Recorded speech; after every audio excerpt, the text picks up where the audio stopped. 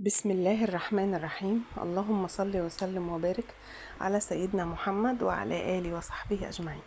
ازيكم حبايب قلبي؟ عاملين ايه؟ يا رب كلكم تكونوا بخير وفي أحسن صحة وفي أحسن حال.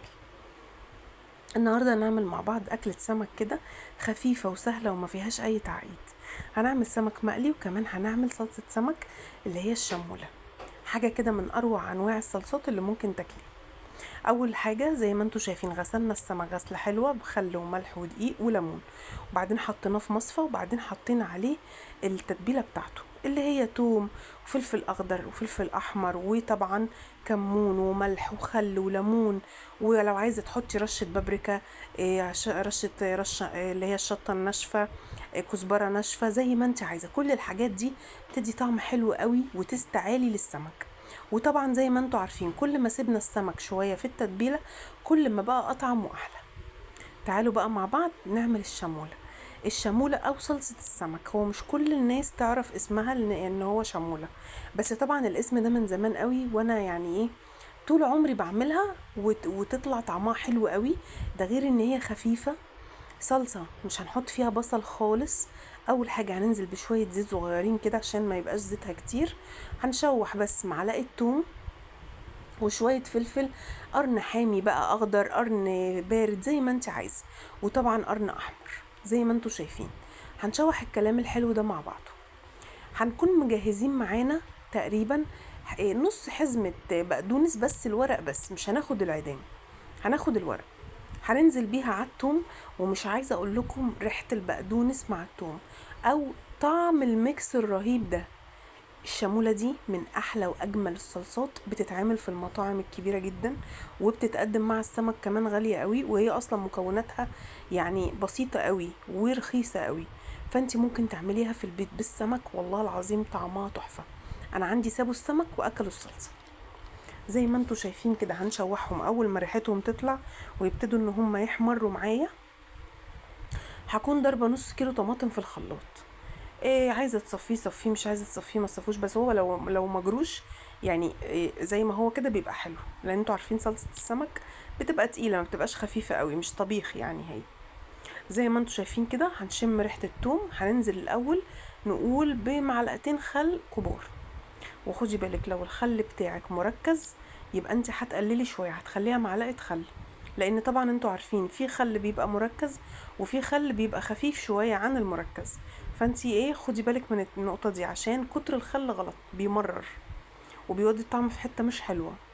بصوا بقى، بصوا الريحه وشويه الدخانه اللي طلعوا دول، وانزلي على طول بالطماطم. هنحط لها بقى شويه ملح وشويه كمون، واهم حاجه رشه قرفه. عايزه تحطي شطه حطي، عايزاها سبايسي حطي، بس هي كده حلوه قوي. وطبعا انتي لما هتغلي وتتسبك برضو شوفيها، حاسه ان هي عايزه مثلا معلقه صلصه تحمرها، لو الطماطم بتاعتك مثلا فاتحه او حاجه مفيش اي مشكله، ضيفي عليها معلقه صلصه.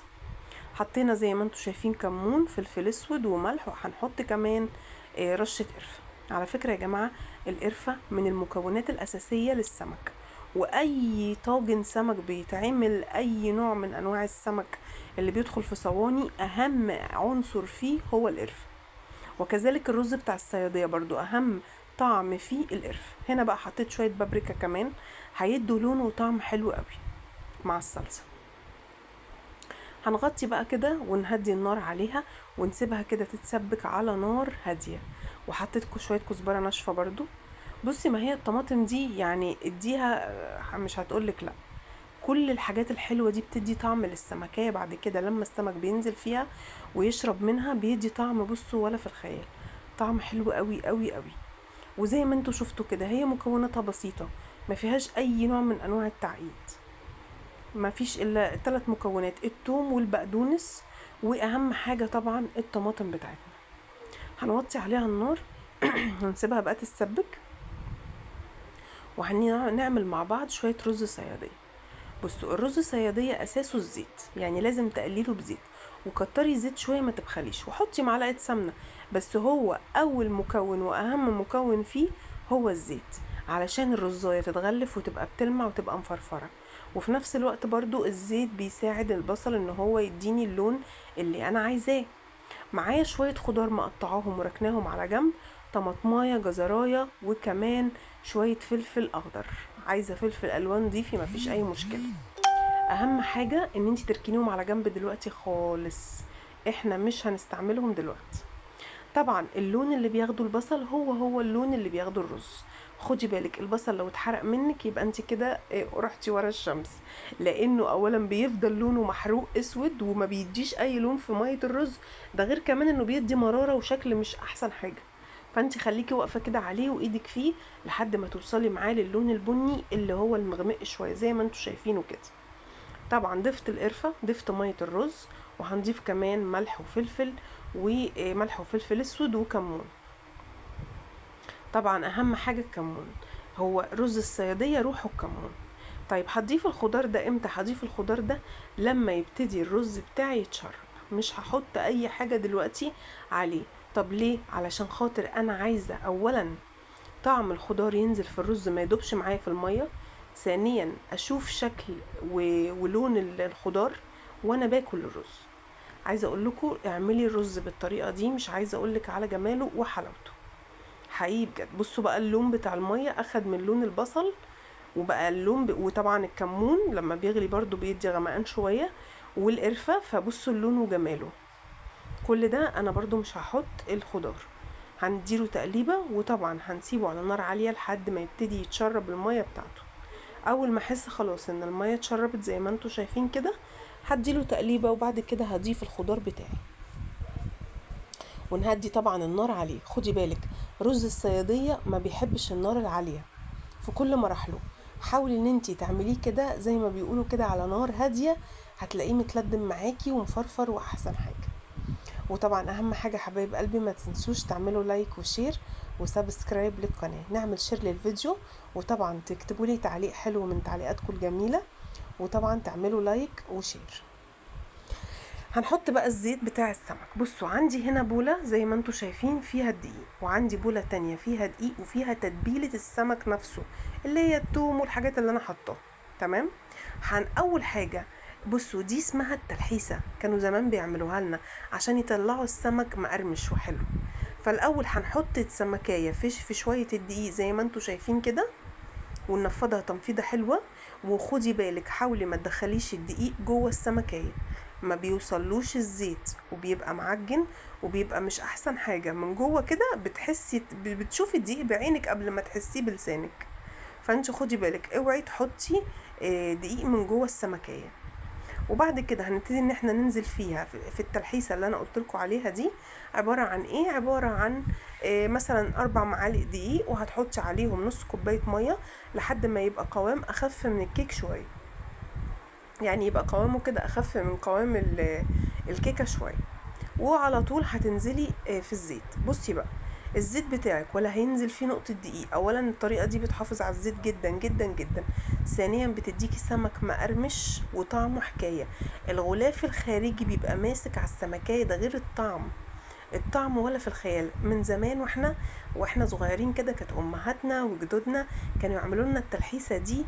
لا ومش بس كده، ده كان طعمها يمكن مش عايزه اقول لكم، احنا عمرنا ما هنعمل زيهم طبعا، عمرنا ما هنيجي فيهم حاجه. فربنا يا رب يخلي كل امهاتنا اللي عايشين ويرحم كل امهاتنا المتوفين. طبعا اهم حاجه لازم لما تيجي تطلعي السمك ما تطلعهوش ولا على مناديل ولا على ورق.